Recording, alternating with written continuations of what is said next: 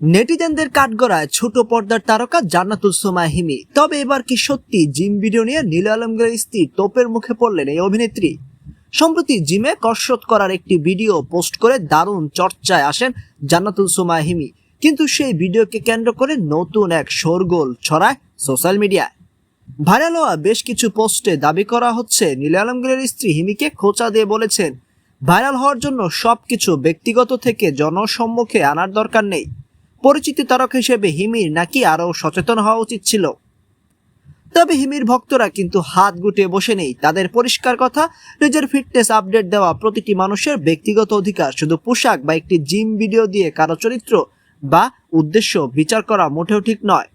তবে খবরের আসল সত্যতা ভিন্ন। নীলার স্ত্রী আসলেই এমন কথা বলেছেন কিনা তার কোনো সত্যতা বা নির্ভরযোগ্য প্রমাণ পাওয়া যায়নি। অর্থাৎ পুরো বিষয়টি কিন্তু একটি ভিত্তিহীন ভাইরাল দাবি হতে পারে।